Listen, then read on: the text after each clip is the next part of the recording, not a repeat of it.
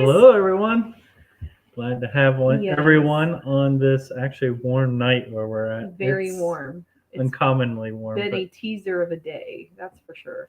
makes Got you almost definitely to yearn for 60. spring. Yeah, So, it was very warm today, but then tomorrow it's supposed to be even warmer, but it's supposed to rain all day long. yeah. So we got to take a little bit of an advantage of the weather today. I did a lot like out in the barn. Kidding season is around the corner, so I've been trying to really prepare the space in the barn for that. Yep. Mark was out trying to put up cameras for predator issues Yeah. on the If back. you guys have been following us, of course, we had Yeah. a coyote come way too close to the Way house. too It was close. up in basically our front yard, right in front of the house. So, By the garage, like Yeah. scary close. But anyway, that's why we've got the thumbnail. It's like a wild week because the wildlife has been abundant since we last talked to you guys last Wednesday. Yep. So I see Nick from Arizona Highland Homestead stopped in earlier to say have a great live stream. He had a really good live stream actually earlier today. He was talking a lot about, hydroponics and all kinds of different things. It was just a really good discussion that went on. I actually got to catch his live for the first time in a long time. It was a pop-up. On Bible study tonight, though. I had mine, with some friends. I had it yesterday. I actually had it here. So. Yeah. Because we actually had a party for Super Bowl. Mm-hmm. So the house was clean. So I said, if you're going to try to volunteer the house for a Bible study, can you do it when I've already cleaned my Behind house? Ashley's head is some of the decorations. We got like black behind and the deer behind him. Yeah, there's the pom-pom right here. And then over there is on the deer. Yeah. And then there's a bunch right here. So it was a close game. But Randy Smith says he's waiting on us this week instead of Rick holding you over, huh? Yep, there you go. And Emma here. is in the house. Hola, hello, Emma. Emma said we were in the mid-60s today, way too warm for this time of year, but a high of 29 tomorrow with ice, snow in the forecast, then down to 2 at night. Yeah, that's the bad thing about this time of year. Yeah. It's going to be, when it warms up, you. a couple of days later it could drop. So. And I don't know if you're like our area right now, but everything is sloshy. All the snow melted off. And it's just, it's disgusting. You tried. Really the disgusting. Dogs are covered in it. The ducks are happy though. They love it. They hate the snow. They did hate the snow. Yeah. Like they would pick up their feet and like lean to one side. It was. I felt really bad for them. It's sort of funny because they're trying to walk on it, and of course they have, the webbed feet and don't get much traction, so they'd sort of march in place for a little bit sometimes. Yeah. Well, we got Cody from Owl Creek Homestead in here. Hello, Cody. Hello, Stephanie McKee, aka Farm Girl. What's up, guys? Welcome. She's one of the goat girls, ain't she? Yeah, she is a goat girl. Stephanie, did you see the goat commercial for the Super Bowl? I actually missed it. He missed it, and I was like, Wildlife Farm, I think, also posted it. But supposedly it was a goat one in there. It was definitely the best commercial of the Super Bowl. Just saying. I think you could just put a goat on the screen and I would be like, this is the best thing ever. Yeah. But with the warmer weather, she was able to do, like she said, some work outside. She put some stick-on tiles on her workbench, which is cool out in the barn. Yeah, you guys will get to see that soon. But that's the advantage of the warm weather. Like, it gives you some of the abilities that you usually can't do when it's frigid. It does. It kind of just gives you the motivation because, especially in February, like you said, Emma, like it is not going to stick around. So, like when those days do come, you're like, I've got to hurry up and get as much done as I can while I can feel my fingertips. And I think we don't drop down into cold temperatures until like Saturday. Of course, when we don't have to work. I think like our high is 32 on Saturday. And it looks like we're going to get warm again next week. So we're in that roller coaster. And I'm hoping it stays that way through to spring because I can handle this as long as I have a couple days where it's cold and then I have a couple days where it's really warm and I can be active outside. Yeah. I'm a happy girl. So Emma said that the game should have been that close. That last Bengals TD was dirty. Yeah, that was pretty rough. I saw that. I'm like, man, how'd they miss that? Yeah. The craziest play I think of all of them though was the guy that ran out and celebrated in his flip-flops and socks. And like, he was in his street clothes. He was like inactive for the game, went out there and celebrated. I know. Are it's you like, kidding me? You are going to cost you. Oh, I mean, that's the Bengals though. Like I said, I jumped on the bandwagon this year a little bit. These last few games. Just because they're close. Yeah. I quit rooting for them when I was young because they've been pretty terrible for years. But Yeah, I was like, never I liked might as well them. enjoy it. They're getting close. But honestly, we quit watching football pretty much the last 2 years. So Yeah. didn't know much what was going on. No. Had to catch up a little Yeah, bit. like all the new names, I'm like, I don't know Yeah. who any of these people are, and I don't care. But Yeah. it was fun. We had family over, and we really enjoyed it. His dad has been a long time Bengals fan, so that's really why we're like, okay, we'll have a party. We can all come and watch the Bengals. And but I will be honest, we got a new toy. It's like right over my corner, or the corner of my shoulder you here. can actually see it like right at the edge. And it was Saturday. We went up to, it's called Micro Center. I think there's a couple across the country, but they had a 3D printer pretty cheap. So we got that. And my dad, he works for Xerox and has worked on printers for years.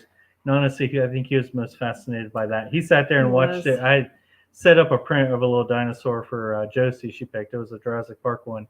And I think it was more in tune to watching that thing print than the game. Both of them. Yeah. It was ridiculous. Like cool. him for like 24 hours straight would not walk away from it. I'm like, to me, this is the equivalent of watching paint dry. I'm like, walk away from it and let it do it. But they were like enthralled with it, which they do have some goat stuff you can print. So I'm hoping to like make a little. They have one called Smug Goat, and I actually went to that printer. It is like a little Nigerian. You guys have seen it in the meme, like the goat that's like, it's that. And like, I need like 30 of these, all painted like my goats. Yeah.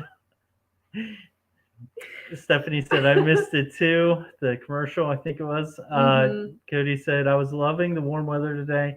Got the rabbit hutch all cleaned up again. Doesn't that feel Those jobs so are perfect good, when though? it warms up. Yep. Like, because all winter you're like, okay, this is just, we just got to roll Actually with cleaned it. out some of the, got some loads out of the barn. Yeah, I cleaned out a lot put it in our of stuff. boxes, garden boxes. So yeah, with the, and that's one of the great things about the raised garden beds is they're so big. Like I have no shortage of place to take donkey or any goat, chicken, duck, whatever poo. Like I have more boxes to fill. But it's helped me to keep my barn really clean too this winter, which is like a total plus. But I've been doing a lot of that because that's going to be on us quicker than I'd even like to know. I bought potting soil or seed starting soil that I'm going to mix in with some of my own compost, and I'll be starting to making seed blocks hopefully this weekend and starting peppers. I was supposed to do like 2 weeks ago, but it's just been nonstop. You guys ever have that where it's just like you've got all these plans to get a head start on growing season or like getting kidding pens set up, and then before you know it, you're like, I need to do that right now because I'm going to miss my window of opportunity to get a head start, and I'm kind of there with like starting my peppers. So Emma said, haha, that guy was so stupid. Like, are you new here? He was definitely not new here. Did you for see Cincinnati? Him too? He was so happy to be out there. He's like, yeah, he wanted to get on camera, but like for Cincinnati, that's nothing new. My family calls them the bungles. It's not just, it's like Cincinnati. That's pretty much our vibe. I've never been fans. Ever since I was little, like they just, when I was growing up, none of the players were ever in the headlines for good things. So I just always got it in my head growing up and impressionable. I was like, well, these guys are always doing bad stuff. So why would I care about them? So I've kind of just held that forever. Hello, Rebel Canners. Hello, Rebel Canners. How are you? Randy Smith said you can make goats that don't eat. Yeah, I don't think they'll satisfy Ashley very long. But they had also, you can make a mount for a goat collar that holds a GoPro. So you can I was like, yes. Ashley said the other goats would probably eat the camera. They would really notice that one goat had something hanging from its neck, and I feel like they would keep bothering her. They did that with the Christmas stuff. Remember you tried to I put antlers on them, and it's like the goats that didn't have the antlers didn't want them on them, but were like, let me taste that. Let me see that. I'm going to butt you. Let me sniff it. Yeah. But I was thinking the only good thing I could use that for is you guys have seen me run so many times from the barn to that feeding corral, where I'm like, that would be fun to see it from their perspective, to put it on one of them and let them chase me and see what it looked like. Oh, yeah. We'll see. There is one that you can print. I think, Emma, you'd enjoy this. So fainting goats, of course, when they faint, their legs stiffen up and they stick out. Well, they have one on its back with its legs up in the air, and it is actually a taco holder. So you print it, and it's a goat upside down with its legs stuck out wide, and it's a taco holder. Mark's like, look at this taco holder. It is the best taco holder ever. And I have to agree. That would probably make tacos more if we had those holders. I'm just saying. So you could look at the goats holding tacos. You could be like, hey, this goat's trying to feed me instead of me trying to feed it for once. Emma said, Burrow and Chase is a nice combo. Bengals should be good for the next several years, Yes. as long as they can afford them. Like That's what I was saying when it was over. I'm like, because my mom was talking, she's like, well, that's a young team. I'm like, unless they get big heads, they're like, I'm worth a lot more money now. Like when you get the Super Bowl, all your players want to hit the free agent market and make their money. I totally get that, but who knows? Maybe they'll be classy and they won't be all about the money. Yeah. I'd be all about the money. I'm not gonna lie. Emma said, "Mark, you're gonna print some chicken arms." Ashley's already gone through. I did not realize how many variations they had of those. Like they had Hulk arms, all kinds of arms, T-Rex arms. They got arms giving the finger. They got arms giving the thumbs up. Do they up. have squid tentacles? I know that's a really weird one, but like for me, I'm like, I would love to see like the squid tentacle thing. Yeah. That was the first thing we said. I'm like, as long as you print me some chicken arms, we're okay. Pandora's box. When we bought it, the guy is like, it's unlimited what you could create with this. He's like, my high school, we actually got banned from using it because they were printing all kinds of crazy. His crowning glory, though, using his 3D printers, like, Kirby? I'm like, yeah, we grew up with Kirby. Yeah, we know who video Kirby game is. Character, yep. He's like, we put human legs on Kirby. And we would move him around the classroom, and the teacher just hated us. Yeah. He's like, all the rules in our high school for that now is because of us. So. Hey, Kirsten, how are you at Poplar Creek Farm? What's going on, lady? Emma said, got goat ornaments for one of your Christmas trees? Yeah, there's a lot of different little ornaments and keychains, which are cool. So, would it be my homies? It'd be a Wednesday night. Yeah. A warm Wednesday night. It's been a very warm Wednesday night. And I honestly, you guys saw in the thumbnail, it's been a kind of psychotic week for wildlife here. Bye, Cody. Yep. Thanks for stopping in. I appreciate it. But on Thursday, so like the day after we had our live last week, it got really warm that day too. Like it wasn't really, really warm. It was only like 48 degrees. Yeah. But like I was outside because bees died. I was cleaning up hives and stuff. And I looked out there and there's this little white thing in front of the hive. And instead of just like going out there and look, I just started screaming, what is that? What is that? What is that? Needless to say, I was on a call for work and I'm like intrigued to figure out what's going on out in the but he comes flying out. He actually was smarter. He went from our workroom to the bedroom. He's like, it's a possum. So like I went out there and it ran off. And the second time he went out there because it came back and was trying to get in the front of the beehives, and the bees were giving it what for. But I guess Mark went after it and the dogs got it. And with the one little dog, it was almost as big as him, and he's just running around with it in his mouth. So Mark's like, well, we'll just kind of keep this as our friend for now. I'm like, no. Yeah. He was here until Monday. Mm-hmm. If you saw in the pictures, he was missing an ear, so we called him Evander. Yeah. I think I mentioned last week. Yes, it was Tuesday. Yeah, it wasn't, or it was Wednesday. But we did end up letting him go last night. Yeah. But ever since we've had Evander, my daughter won't stop talking about keeping possum. I mean, I literally was researching. I'm like, I have to get a wildlife rehabilitator license. I have to get certified to keep something like this. They don't make great pets. He's a wild animal. He's fine. And of course, Mark liked him. So then I was even more tempted because he's like, well, we could keep him, Emma, we fed him tortillas. He liked tortillas. Yeah, they fed him human food. Well, mainly cat food. Mainly cat food, which he would probably been scavenging off our back porch anyways. Yeah. But we finally released him on Monday. And I was very glad to see him go. Because he was just kind of chilling in an area in our barn.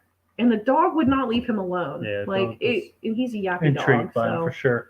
So we had that happen. And then you guys, if anybody follows me on Facebook, you'll see that I posted a video Sunday morning, because it actually happened at midnight, around midnight. We had a coyote right by our garage, and that's way too close. Lights on. We've been out. We'd actually been out I think an hour and a half prior, and we go out all the time now and shine lights and are just kind of trying to be present because I don't want this thing getting in. And what really got me is once we saw that, I'm like, the coyote is what killed the ducks and the turkey. Yeah, we were leaning towards fox. Yeah, I really was. Because honestly, the coyotes around here, in some suburban areas, they will come close to houses. But out here, they usually don't do that. Especially a big thing around here is you keep your lights on, and they'll usually stay outside the lighted area. Yeah. But not the only thing I can think is we're in the middle of breeding season. Yeah. So they're just breeding and Yeah. probably getting ready We're for hearing- pup season. Yeah, I was gonna say we've been. We've already hearing been through breeding pups. season. Yeah. We're gearing up towards like the pup season where they're hungry and they're trying to stay fed. So the thing that got me though is like when we were looking at like and you guys haven't seen the video yet, so I mean I'm talking like you guys know what I'm talking about, but actually there were a lot of feathers in the buck house. So when we found what was left of Tabitha, which was just feathers, like I don't even know where the carcass went. It was just feathers and blood, and traced it back to the buck house, and there were feathers all in our buck house. Our bucks wouldn't go in at night. They were staying up by the gate closest to the light. And when we were getting them to go into the house, if there was a noise or we moved or anything, they come flying back out. And when we thought it was a fox, I'm like, this is just really weird. That must have really traumatized them. But then when I saw the coyote, I'm like, a coyote was in with my bucks in the buck house with them, killing the turkey, which made sense then. When I'm like, well, no wonder they're like traumatized. They don't want to go in there. But then I'm like, he's not afraid. He knows now he can get into the buck pen like easily. He went in after a turkey, so why wouldn't he go in after them? So now I'm pulling all of my animals in at night. I'm locking everything up, which is a whole nother step. So now we're kind of in this corner where we're almost a little forced to have to deal with this coyote. And I don't like doing that. Like I want to live as harmoniously with the surrounding wildlife as I can, because they're only doing it's in their hard drive. Like they're built to do this. It is instinctual. So I'm trying to find like this balance where I'm like, I'm protecting my animals, but if this coyote keeps coming in and he's a nuisance, then it needs to be dealt with. So that it's really been stressful because the donkeys aren't really livestock guardians. They're here as like, they would probably want to hurt a coyote that came in there, but push comes to shove, like really they're a prey animal. So I've been looking at livestock guardian dogs when the donkeys aren't there, because I don't know how well donkeys will exist with livestock guardian dogs, because donkeys inherently dislike dogs. That's why they run after coyotes. They don't like dogs. So I just don't know how they would do with like a livestock guardian dog. So I'm kind of like in this limbo, like I don't want to take care of this coyote. I want him to stay away from our place so that I don't have to look at him as a nuisance and take care of the nuisance. But then there are so many coyotes in this area, like I don't know. There's so many white cottontails too. We have tons of rabbits on our property this year. And honestly, I think that's what brings them in is the rabbits. And then they realize there's easier targets. Like Tabitha, who roosted low one night. And that was all it took, was roosting too low on one night. I'm still a little upset about Tabitha. I took that one a little personally because now Tom is like super depressed too. So I'm going to rehome our Tom turkey because he's just not happy. You can tell even with the chickens, he is not a happy camper. But anyway, I'm sorry. I went off on this like tangent of I'm in this internal struggle on what to do with this coyote because I know he's only doing what he's meant to do, but I would rather him do it elsewhere. So Kirsten says, I'm good. How are you? Any idea if your bees? I think we have 3 hives for sure that are kicking out of the 5 that we started with. One, I'm unsure. It could. I see bees come in and out of it, but not as many as like the 3 strong hives. Because I did go into the winter with 2 that were just like in one brood box and like they just didn't flourish. There were 2 smaller swarms that just did not flourish like through the summer. And it looks like one of them probably succumbed to mites, but I'm not 100% sure. So I think I've got 3 out of the 5 that are for sure kicking. If the 4th one comes through, like I'll be surprised. I'll be pleased as punch. That's rough too. It's been like a couple of those weeks where I'm just like, okay, I know like when we go down here, eventually we're going to go right back up because you know, you have balance on a homestead. Death comes with life. Life comes with death. You have positives, you have negatives. You have high points and low points. So I'm like, we've been kind of like in this weird low point, like with animals and these predators and losing a hive, where I'm like, we're going to be up on a high. And that's when I will be super happy to be up there because of being in the low spot. It's like that in our Christian walk too. We were actually talking about that at church the other day. Okay. I'm in this weird headspace today, so you guys can just hang with me. Mark, you're over here like, okay, I'm just going to let her go because I can't stop her when she starts. Possums don't last in my house. Why is that? Is that because you eat them or do you take care of them? Or the dog takes care of them? I was wondering. Now, if it were in our chicken coop, it would have been taken care of. But he Mhm. was like this big Yeah. and like could not do anything to the hive that he was at. He had a good little spot. So we did Not our too far away. research. They're like, as long as you're at least within 10 to 15 miles, like territory wise, like they're roamers. It will, because I know some, if you relocate them, and in some states, relocating a nuisance is illegal. So you need to look at your state guidelines if you're going to do that. But I know raccoons are super territorial. So like if you take them far away and drop them off, it's a death sentence anyways, because they don't know where the resources is. They're fiercely territorial, whereas like possums are just like, hey man, I'm here. Mm-hmm. They just kind of roam around. Mm-hmm. Made him sound like a stoner. Yeah. Like he's the stoner of Walla. Hey man, I'm here. Kirsten says coyotes are terrible. We had tons around our property. Oh. We've been hearing them a lot this year. We've been pretty lucky the last couple of years. Yeah. We did have the one that was in the pen. He didn't seem very interested in the goats, but the fact that he was in the pen and wouldn't leave and wasn't scared of us, I'm like, okay. Yeah. Can I ask what luck you've had keeping them off? Like I said, usually the lights work around here and stuff, but obviously that one, it didn't work. No. And it's hard to see, but there's a little tree actually right off the camera, and we currently have a duck sitting there. Setting eggs, because he sat there and was like, in the video you can see like he's like looking around and he's sniffing, and it didn't even dawn on me till the next morning where I'm like, there's a duck not even 10 feet from this dog that's setting a nest. I'm like, I bet he smelled her, because he came in for the two. We had 3 ducks that kept getting out. The rogue animal, as Joel Salatin would call them. No matter what I do, they figure a way through the fence. And those were the two out of the 3 got taken. Like they're gone. And Tabitha roosted low one night. So I think he's just gotten into a routine like, hey, birds tend to roost low in this yard. And I think he was in here because he was smelling her. But I'm like, I don't want him to come into the yard and feel safe enough to come that close to the house to smell a duck and then just be like, well, hey, if I just hop through this fence like I did last week after the turkey, I can eat a goat. So it's just one of those things. Like if you hadn't gone in after the turkey and killed her in the open, I probably wouldn't have been as frightened, but there were feathers all in that buck pen, so I know it was him. Yep. Sorry. Randy Smith said, we have puppies for sale, sold before. We don't need that peer pressure. No. Don't honestly, Ashley did say that probably be something we'd probably go to next. Yeah. I just don't know how they're going to mesh with the donkeys, and I don't want to give up my donkeys. Yeah. So it's something that it kind of depends too, like on how serious. Like if I were to get really serious in showing and show stock, where you have animals that are worth a lot of money, like enough that you take out insurance policies on your animals.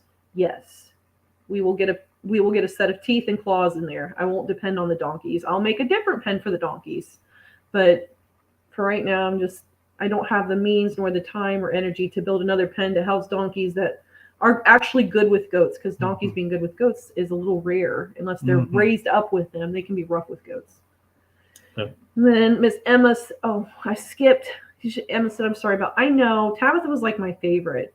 That was like the one thing I'm like, oh God, it was Tabitha. Yep. Because the dogs were going crazy that morning. I'm like, why are they so like alarmed? And I thought it was a fox because I'd seen fox back there, but apparently, I wish it was a fox at this point. I can handle just closing up my poultry every night. It's different running donkeys in and 37 goats into a barn. Like that's when you're like, oh God, this is a problem. Like, it's a lot of extra work. Yep. Sorry, you're going on tangents tonight. Like Kirsten said, they say one coyote can kill like 20 fawns, 20 plus fawns each year. I like venison too much, so I have no problems coyotes going bye-bye. Yeah. And it's funny because like it just, because we actually, whenever we see coyotes, like we're ready. Like in the deer stand, we're ready to take them out. But I don't know, for some reason here, I'm like, I don't really want to kill you just for doing what you're supposed to do. But at the same time, there's nothing else here to keep them in check except for disease and starvation. Like literally, there's in Indiana, we don't have bear. Some people say there are mountain lions in some portions of the state, but I don't think they're there naturally. I think they've gotten away from owners that probably shouldn't have had them. And bobcats aren't going to really bother coyotes, nor are they going to drive a pack off of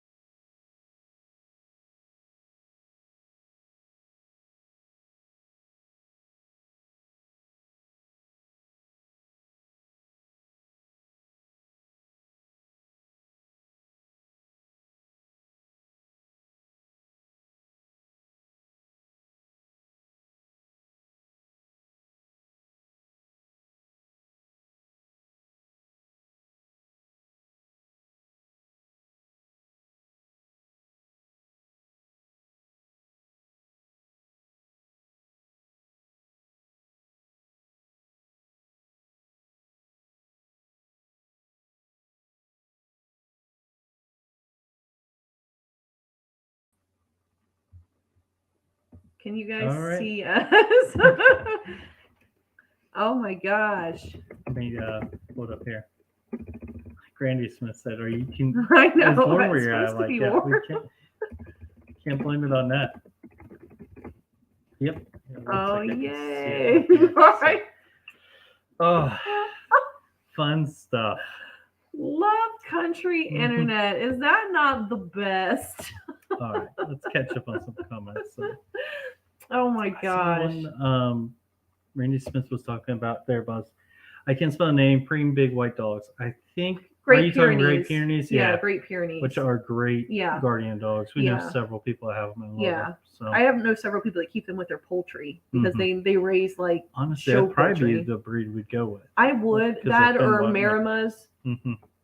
because Marimas are not supposed to be as wanting to roam like The benefit of the Great Great Pyrenees though is they seem more popular. Like They are seem more popular. They're easier to get, but Yeah. they would be great with the goats. And like Ashley said, sometimes to combat something with teeth, you Mhm. got to You have have something to with have teeth. teeth, yeah. So Or something bigger than a miniature Randy donkey. Smith, we're definitely believers in Yeah. that breed dog. So Emma said we have so many coyotes that Matt doesn't feel bad about taking care of one a year. Yeah. It's just weird because and I know I probably have seen this guy before. Mhm. I'm almost positive, and I've put the dogs on him, and they Mhm. ran him like to the clear other end of the cornfield next door. Mhm. So it was one of those things where he walked off in the cornfield and then turned around and came back, and I'm like, I'm standing right here with the dogs. Yeah. So he obviously has proven that he doesn't have the healthy fear. So yeah. Just they're, we don't they're like just it. so tough to hunt. Like when you're actively trying to hunt a coyote Mhm. and they don't just happen across like while you're in the deer stand or because usually when I see them, I don't have a gun. I'm like out tending my flock or my herd, and really like I probably should take a rifle out. We are in the country. It's not Mhm. uncommon to hear gunshots out here. It doesn't alarm anybody